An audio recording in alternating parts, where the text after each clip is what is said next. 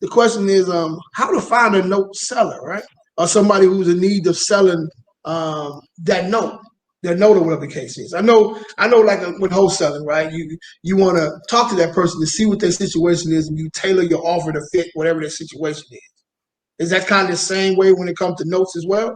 Or you just Not gotta really. have like a It's a no? little Okay. different. Yeah, it's a little different because it's all building. You have to have relationships with like the banks that you've talked about. I deal Gotcha. with several different hedge funds that work directly with the bank, and the hedge funds will purchase a large block of loans and then parcel those out so I can buy five, six, eight, or 10 at a time.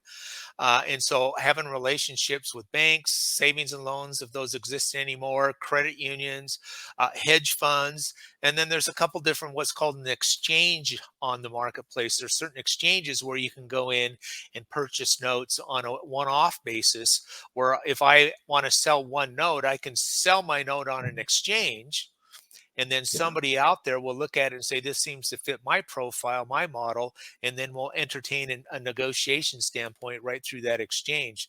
So there's a number of different ways to acquire notes if you're buying that type of note. Now, the other thing we touched on a little bit, which is not exactly in my model, is buying seller finance notes, where you have a seller who sells his house to somebody else. Maybe they can't get a traditional mortgage, so that seller decides to sell it to them, carry the paper, and then that note is marketable. It is a commodity, and all those notes are shown.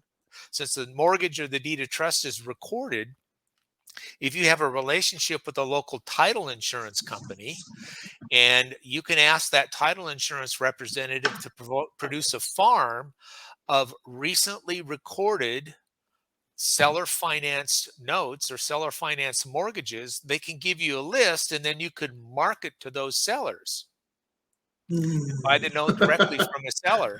So that's another aspect, another way to do that. You can do a little bit locally.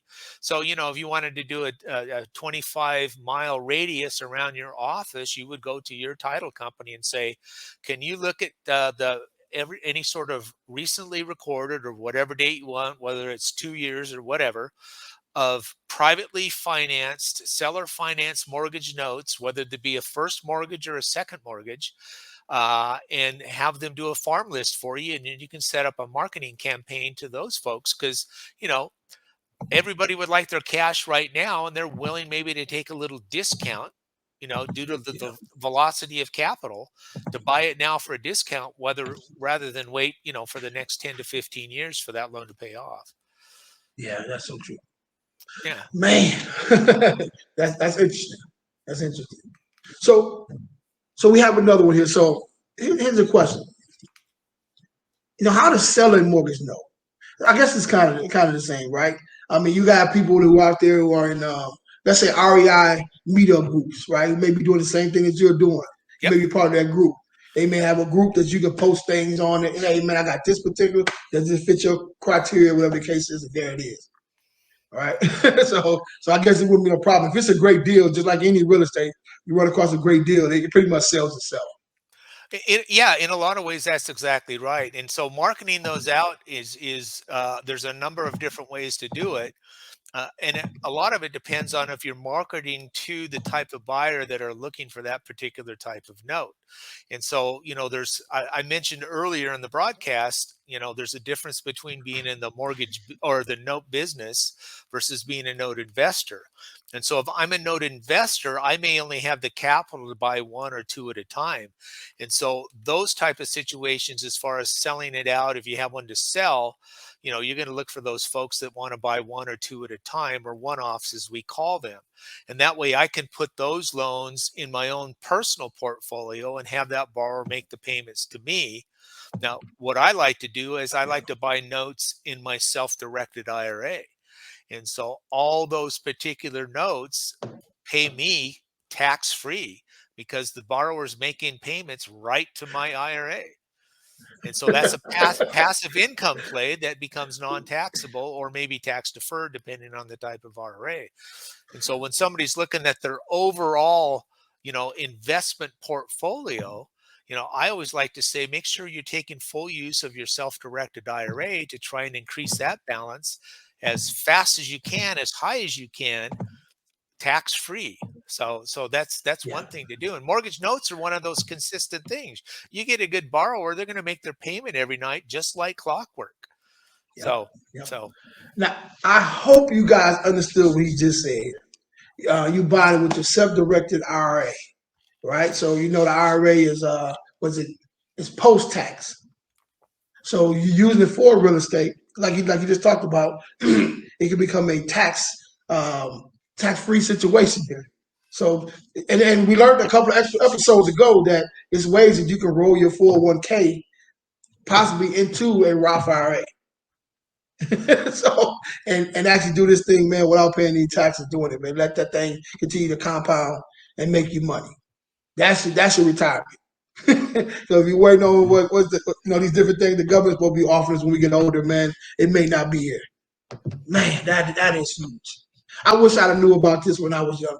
I well, wish I would have known when I was younger. well, the thing of it is, it's not too late. I mean, if you It's have, not too late.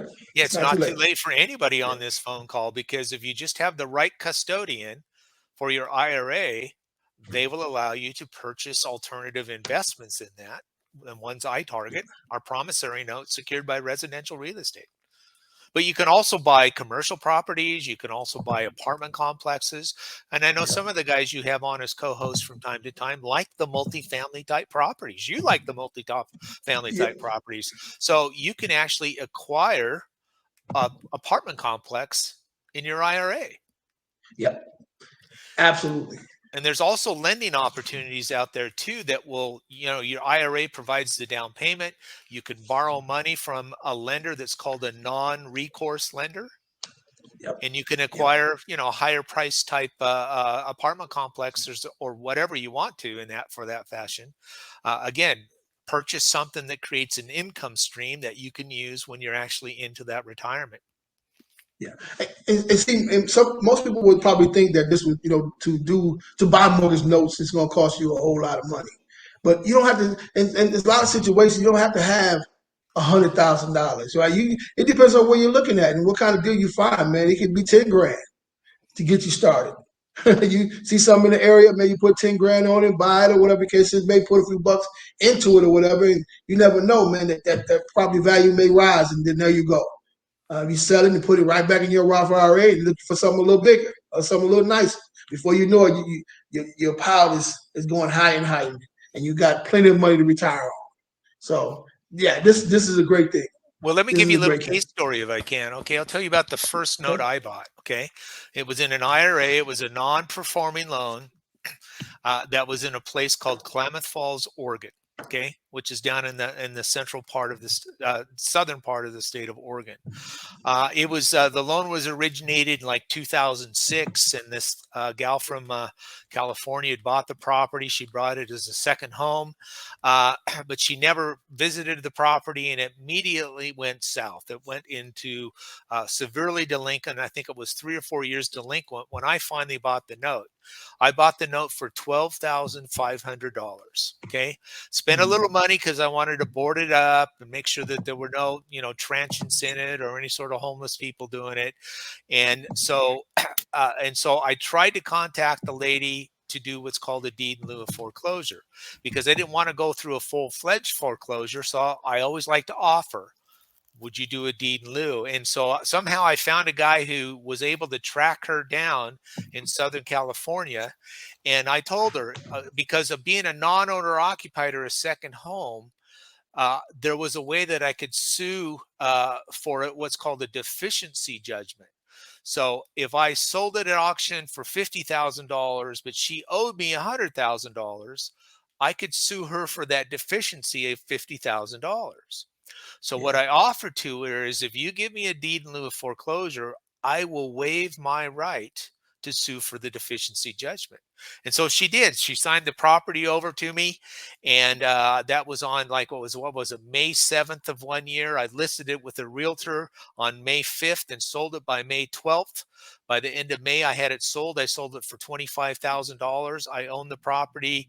I bought the note, held the note for about 8 months, and bought it for 12,000, sold it for 25,000, and it was 103% return into my IRA on that transaction. I was hooked. I was hooked. Tax free. And so the There it purpose of is. saying all that, exactly what you talked about, Jay, is you don't need a lot of capital in most situations, in a lot of situations, to purchase a mortgage note. Another opportunity is to purchase what you've talked about or said a couple times. It's what's called a partial. And somebody has a note out there that they own, and you want to buy the first, say, 60 months of that loan. And so you could buy a partial on that loan and get all the payments from that particular loan on a performing loan for 60 months. And then it reverts back to that original owner. So that's one way you can get in, by just buying a certain number of months right from the beginning. So whether that's 3 years or 5 years or whatever. So buying a partial is another good way for people to get on using their IRA or even with their other capital. So let me make sure we get this right. So a person can purchase a partial of your note. Correct. And you can do it for a length of time. Correct. You can say, okay, I'm buying a partial of your note, but I want to buy it for 3 years. Correct. So at the end of them 3 years, it reverts back to you for the whole deal. And what he makes, it goes back in his IRA or however he decide to pay for it. I didn't know that part. That's phenomenal. That is phenomenal. That's phenomenal. It's right a great way for people to get into notes by just buying the first 3 to 5 years of the payments. You're buying a payment stream for 5 years. Wow. And again, guys, we want to be on this side of this type of deal where the banks normally will be at. The banks are in this in business to make money. So now we can move the banks out in this situation. We become the bank. That means we get that extra money they're getting now, right? Every single month. Now it may be a drip, so to speak, but if you got a Roth IRA and got a little bit of cash in it, you don't care if it's a drip for 3 years. Still going tax free back into your Roth IRA. So why? Well, it doesn't matter, right? So man, that is huge. That is huge.